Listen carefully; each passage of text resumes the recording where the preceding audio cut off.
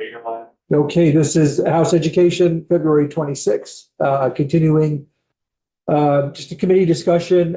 We left off before our lunch break talking about the concept of regional schools, our support for the concept, and some high-level ideas as to what that means. So I thought about this and talked with people just in conversational way during our break. And, we sort of talked about, let's do a pilot project. So people can see how it works. But the fact is, or not the fact. I think one observation I would have is that every area where we might target is different than the other area that we might target for very different reasons. So if we were a more standardized state, it could work.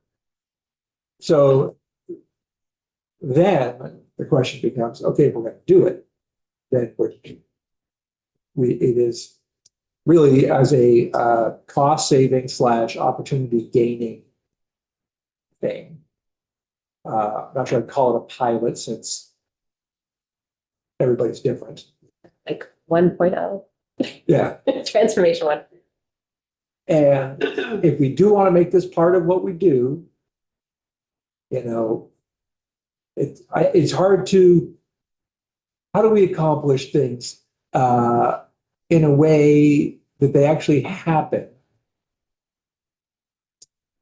without us having to apply it, not just a carrot, but a stick? There is the concept that Senator Baumgart's put out yesterday, which was sort of if you don't do it in this much amount of time, whatever it happens to be, then it's forced. Hmm. So anyway, let's talk among yourselves. Add to that while you're saying that, you've kind of been contending all along that, voluntary mergers probably not going to happen. It's kind of funny just over the course of the last couple of months how so many people have been saying, well, these school systems are talking about it. And I mean, I'm just wondering if there were like a 2-year window, say, well, time for talk is over, get it done, or it happens. Yeah, and I'm only talking within the topic of regional high schools, Right. and middle schools. Or you could broaden it and say within the topic of, school building consolidation. And also, go ahead. I was just gonna say, I know I put this on the table yesterday, but I'm still trying to think in my head around, are we talking about encouraging, use that word intentionally, encouraging a model. Let's stay with the word pilot. So I'm gonna say model because models feels very positive to me. Modeling a single system, a school merger type of thing, or are we talking about opening up a program for a model that you would have a limit on how many could agree to go into and set the parameters around it? I mean, to me, I if we truly are going to ask Vermonters to be partners with us in this process,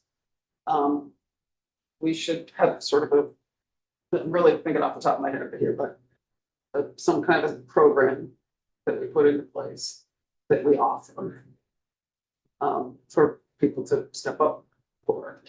And then if no one takes us up on it, we've got a different conversation that we need to have. And so I guess I'm really trying to work with Vermont.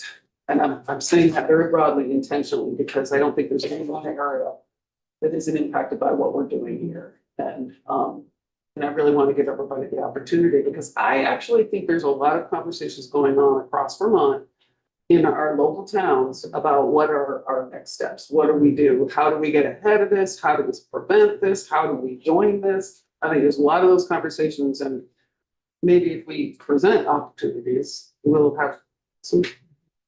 I'm always trying to be very optimistic about this, and I actually do feel optimistic about it. And I do like that. My concern is always the piecemeal effect or somebody being left out because those around them joined together and did this and they didn't.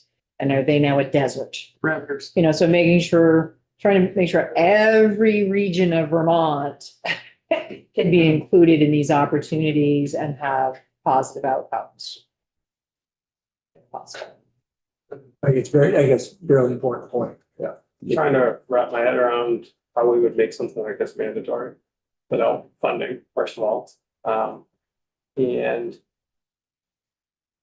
wondering if this would happen organically within the foundation formula in new districts.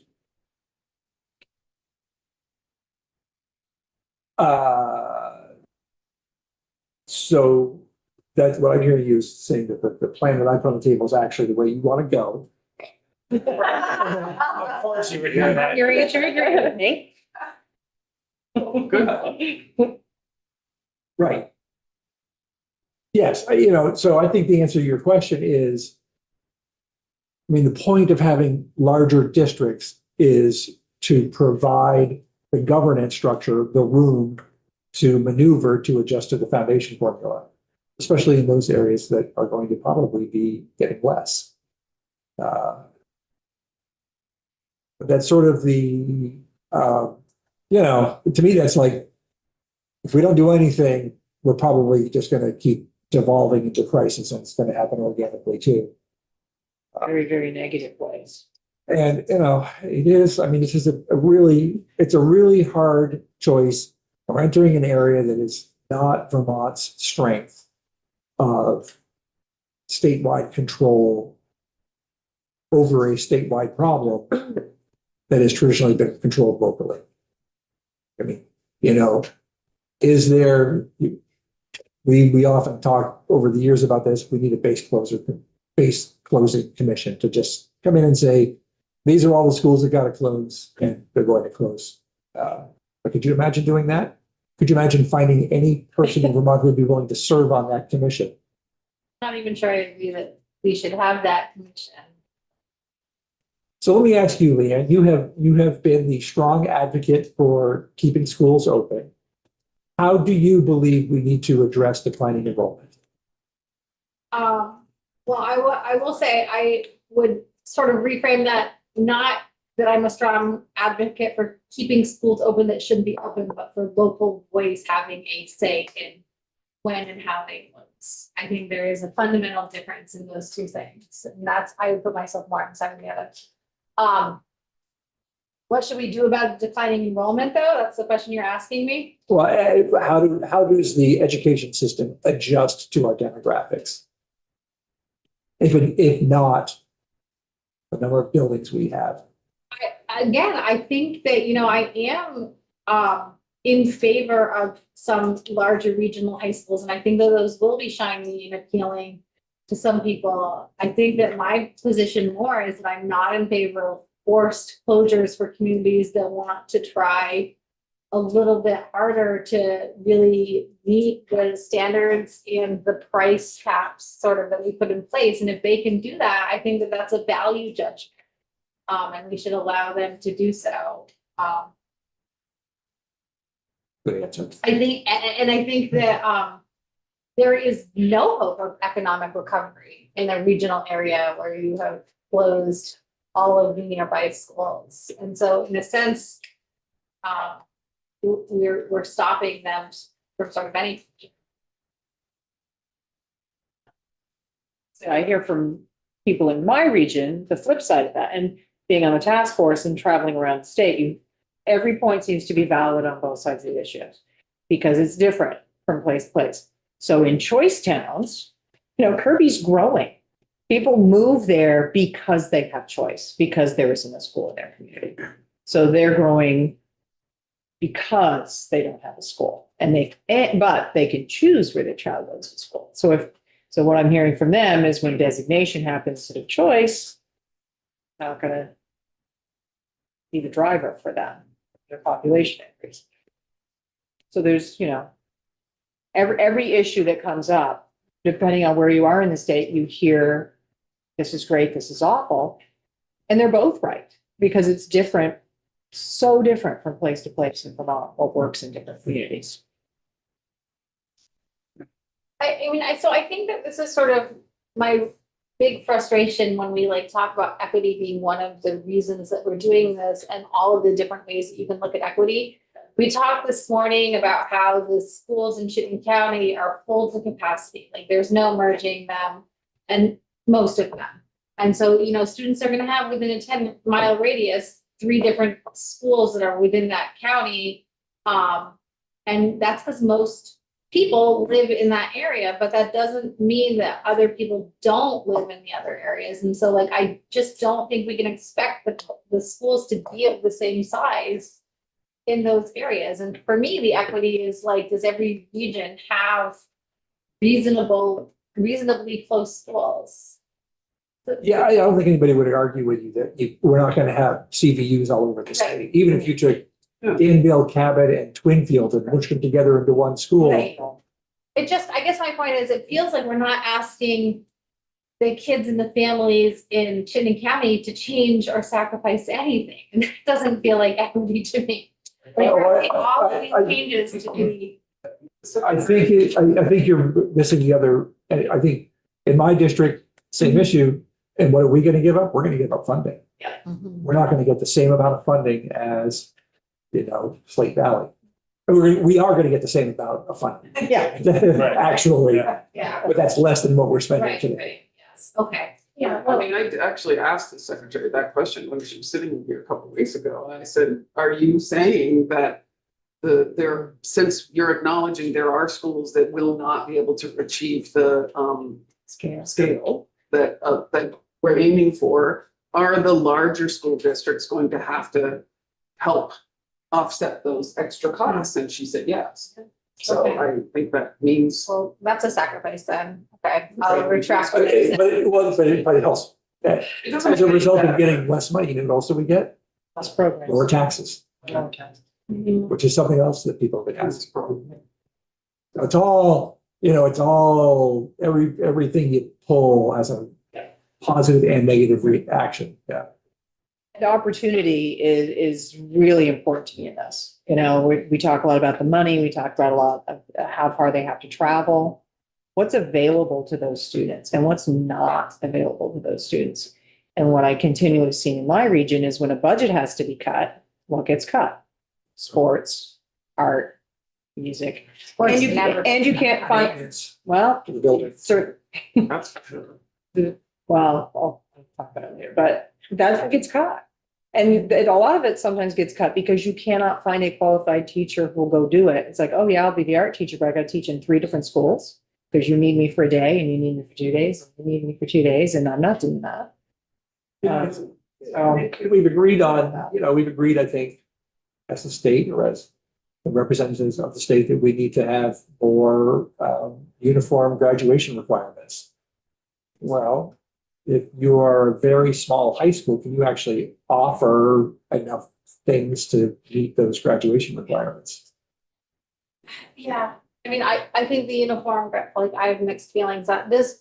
South Burlington or Burlington or Essex, do all of them have forestry programs in their own woodlots? They're on what? Woodlots? Forestry. I have no, I Forestry have programs? no idea. Okay, so like, this is sort of one of the things I'm thinking about when I think about opportunity, right? Is like different opportunities exist in different places in the state. Should we be putting forth a bill that all of the schools need to come up with a forestry lot and have a forestry program? I mean, obviously, no, for the I- public record, that's not really my point. I don't think we did curriculum. Right. Yeah. That wasn't really the point I was trying to make, but just that, like, I think that, sometimes opportunity isn't always recognized for its differences around the state, right? And, True. opportunity in a really rural school with a rich environment of trees around it is gonna present itself differently than opportunity somewhere else where there's like 5,000 internships within walking distance. I think, you know, probably a future funding, this goes back to what Chris said, maybe we just have a funding formula and then let it shake out where, because, you know, some of these smaller schools that might offer that might also cost $28,000 per child per pupil. And, you know, it's gonna be harder and harder to offer those unique programs. Not at scale. But but also there are, I just, at the high school level, I think that there are, have very inequitable system in that there are some, due to the fact that the community does not support budgets of a certain level, that simply don't offer what others do. Or because of decline. Staffing. Or, well, right, absolutely, because it's all wrapped up as a formula. Yeah.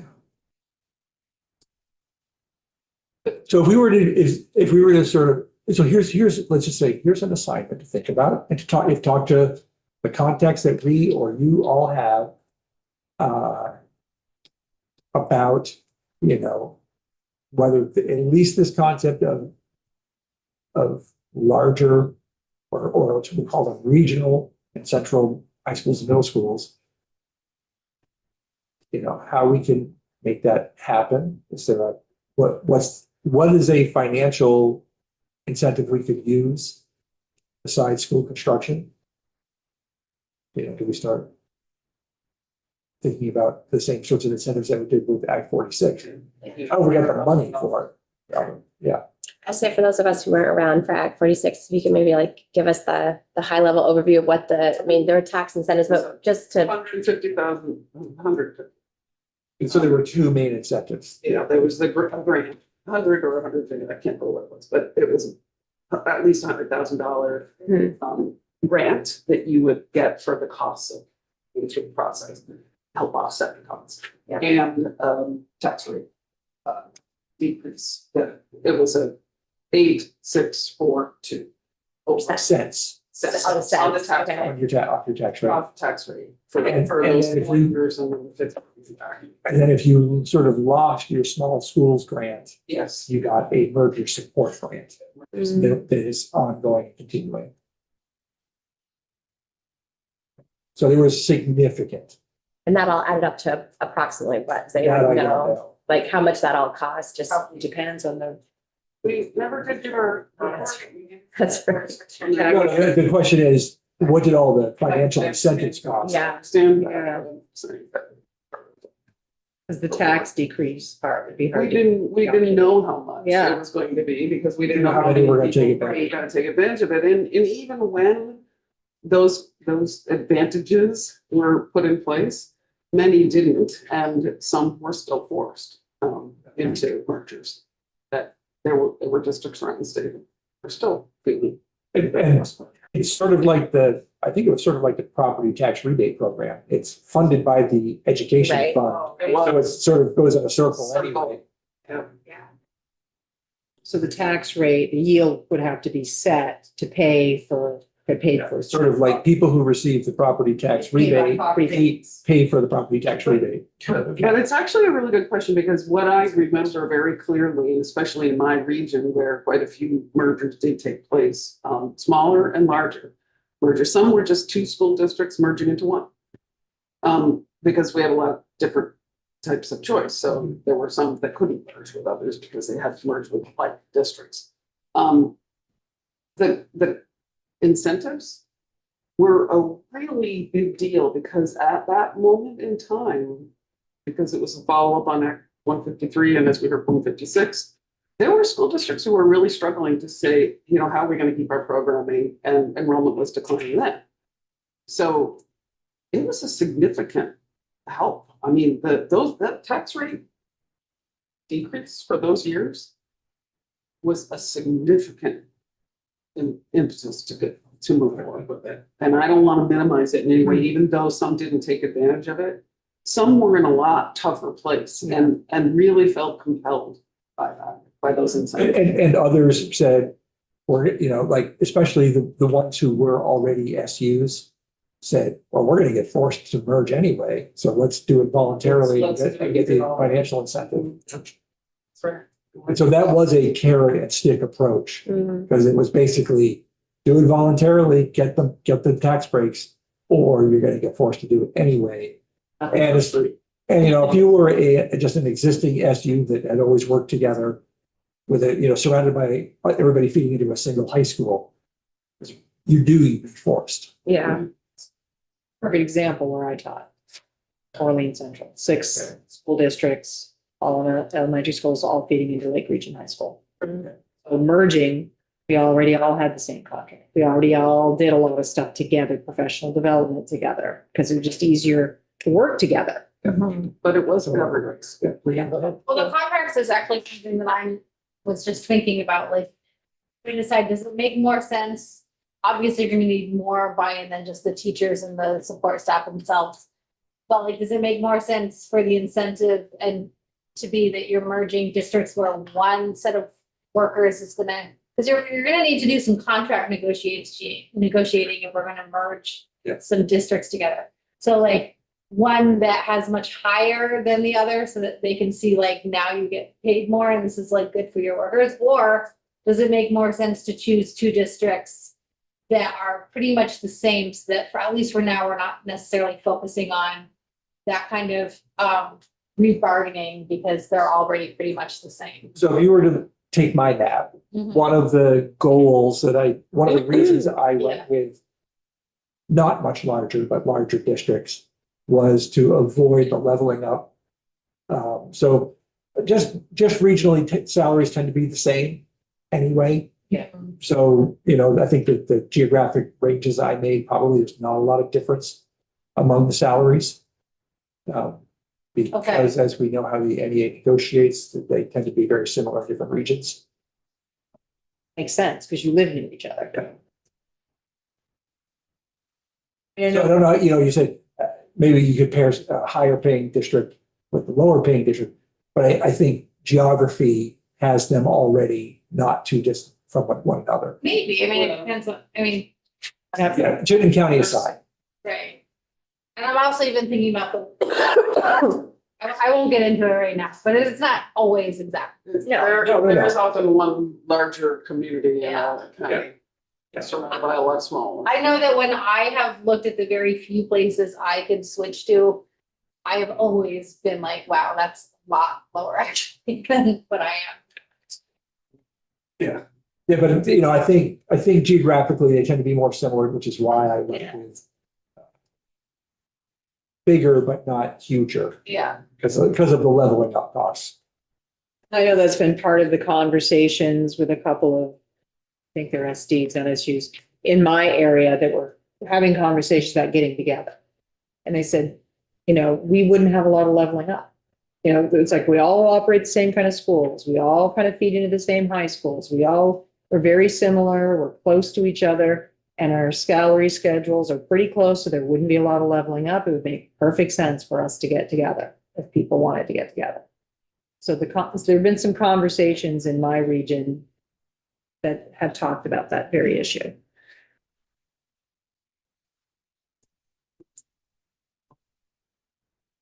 It's just to be clear though, it's not just No, it the is. salary schedule and just the salary. There's a lot of tiny How many little. duties do you details. have? What are your hours Oh, yeah. required? It's your. Yeah.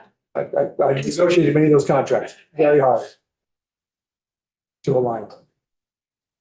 Yeah, if we have a mascot conversation, most of it would be hard.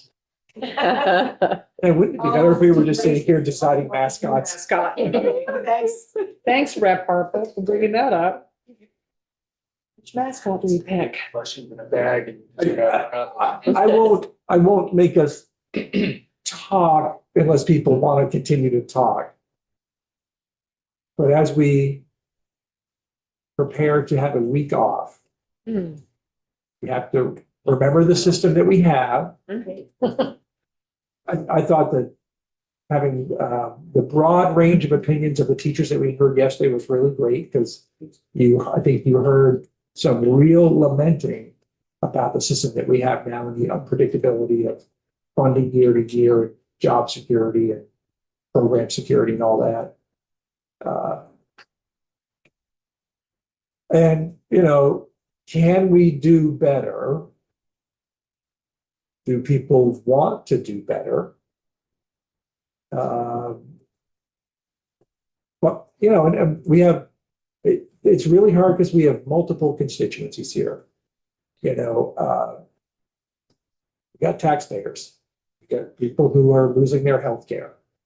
We've got, people are going, we're never not going to talk about affordability in Vermont for at least the next 20 years. And then we also have, we have the educational community and our desire to provide a world-class education. So it is hard to balance it all, and I realize that. And I guess the question will be, when we come back, is who feels prepared to make a hard choice? Because I don't see any easy choices that move the needle. And if people have them, that's great. I don't. And so maybe we come back feeling like, well, something, the system that we have is what we have and it works. And if we continue to sort of spiral downward from a financial and whatever point of view, that crisis is what's going to drive change. That's certainly what is going on now. But anyway, we'll close there. We are going to adjourn, but remain here. We're just going to watch what happened in another committee room earlier this morning. It's exciting. I don't know if it was exciting. It was a fight. There's a